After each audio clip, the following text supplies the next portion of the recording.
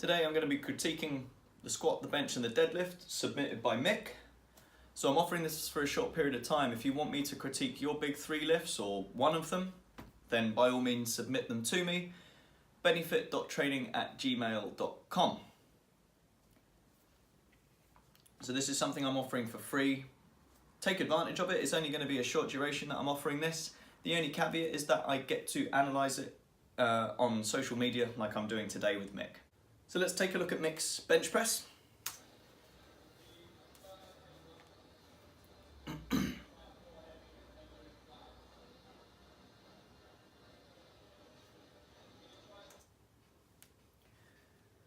So when you're training by yourself, it is difficult to unrack the bar and stay tight.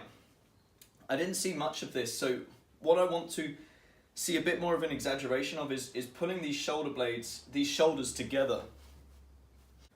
So Mick, what I want to see is you really pull the bar down in towards you via your shoulder blades. There's a couple ways of thinking of this. You can think of trying to pinch something between the shoulder blades. That tends to work quite well.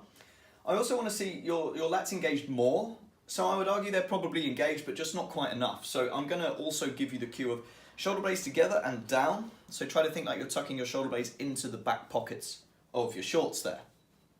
What that's going to do is help stabilize the bar on the way down. If we see through the rest of your reps, I would argue they just look a little unstable.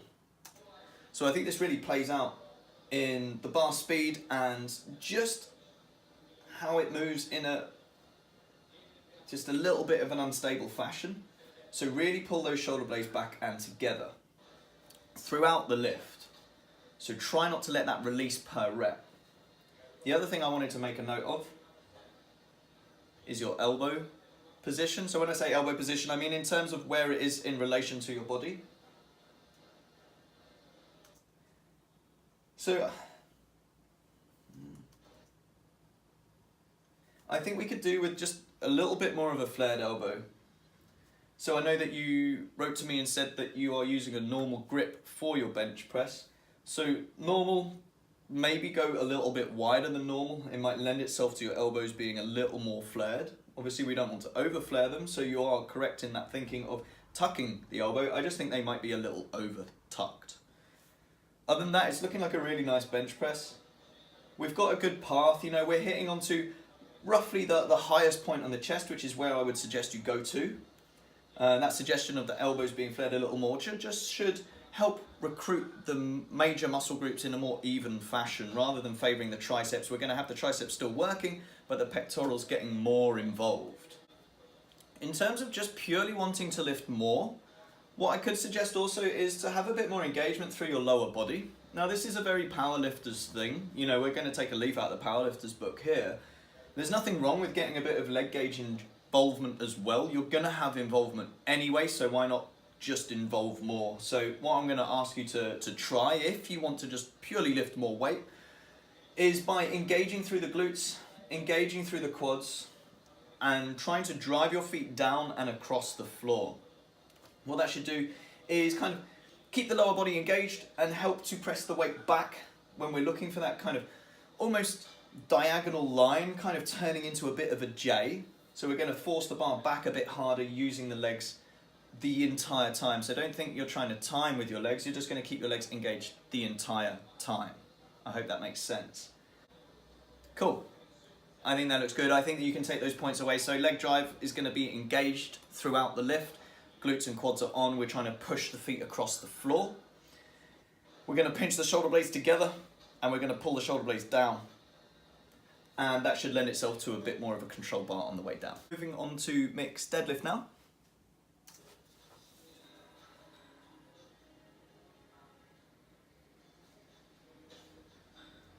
Let's have a look at that start again.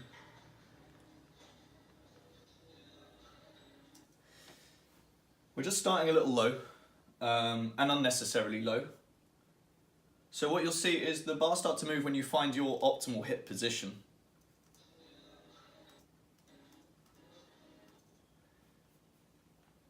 So the bar begins to move. In fact, it still moves a little early, if I'm honest. I would say this is where I want you beginning. You have kind of turned it into a squat. The deadlift is a very hip dominant movement. We're moving into a hinge rather than a squat, so a squat is a very knee dominant movement. So there's a couple of things I want you to look for when you are deadlifting, because this is going to be hard to kind of translate over when you're by yourself in the gym. So the easiest thing I think for you to look for is once you get to a vertical shin angle, that's where your hips are probably in the right position. You've got a really nice flat back, so that's not of concern for me. All I need you doing is just getting up into that kind of vertical shin position and pulling from there.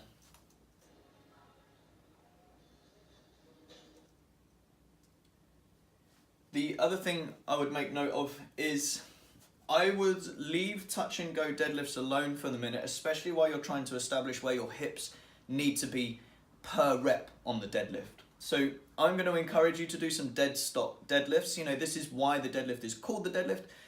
We are lifting from a dead stop position. So per rep, I want you to reset. And when I say reset, you're going to find your hip position. You're going to spend a bit of time doing that. Don't be afraid to take time between your reps. You know, I'm not suggesting you take 30 seconds between each rep, but up to a couple seconds just to find where your hips are, brace, take the slack out of the bar, then move it.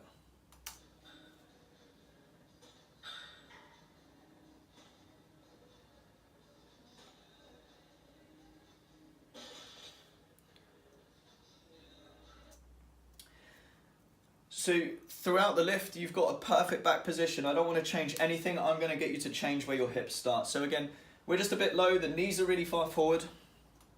As we're coming up, you're going to see how your shin angle changes, and this is what I want you to really make a note of when you're by yourself deadlifting. That's about your perfect position. Hips are in a good position. Shoulders over the bar, vertical shin.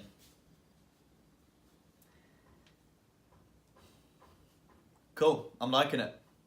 You're going to really improve with those if you take those points on board and practice that.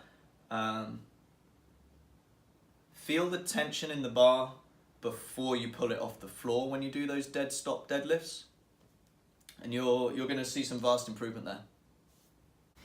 And now onto the final lift. We're onto Mick's squat now. So I appreciate the core strength in turning so that I can see you on the side. Ideally, we'll have you in the rack flat on, and I know you know that. I'm just making sure the watchers know this as well.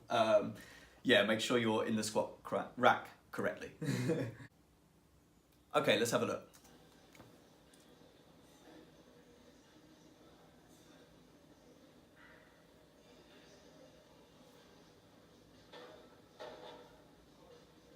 Good, I'm really liking it. There's some minor tweaks we can change here, I think. So, especially on your last rep, you can see the bar pull you forward a little bit. Let's have a look at that again and really look out for the bar path. So look at the center of the bar. That's looking good. Watch this last one. Little bit of a pull forward there. Let's have a look at that again. Look at that core strength.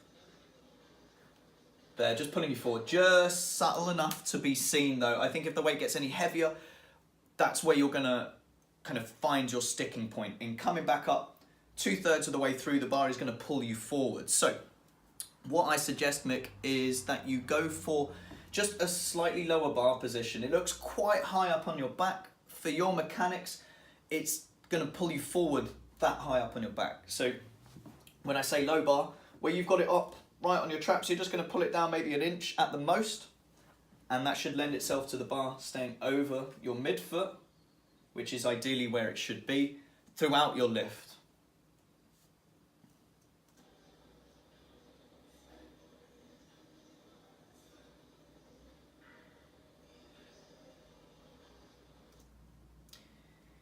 So here again, you know, I just want to highlight where the bar is in relation to your midfoot. So we can see it's pulled you forward. The previous 2 reps weren't too bad, but it's going to sneak in as you get tired as well. So yeah, we'll just get that bar a little lower. Everything else is looking really nice. Just a word of warning, when you do go a little lower, just make sure your wrists, elbows and shoulders stay happy. This is why I only suggest about an inch at the most. You might later on in your training want to go lower still. But I wouldn't suggest going much lower, in all honesty. You've got the mechanics to do this fairly high bar position. It just is a bit too high bar. A real subtle one here, and I'm being very nitpicky now, is as you start the descent on your first rep, you can see your toes lift. Focus on your feet.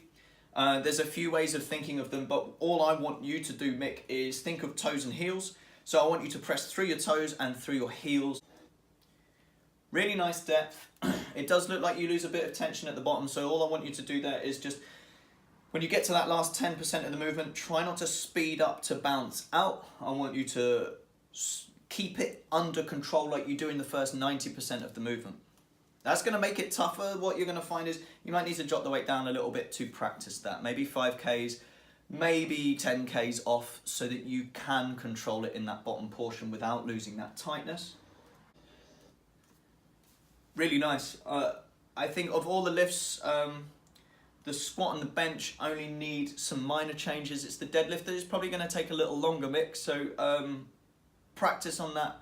Again, you might need to go lighter weights on the deadlift there as well, just so that you can keep that hip position. I hope that's been of help. Thank you for sending in your videos, Mick. Do keep us posted on how the rest of your lifts go using these tips that I've given you today. If anyone out there is interested and wants to send in the big three, remember my email is BennyFit.Training@gmail.com.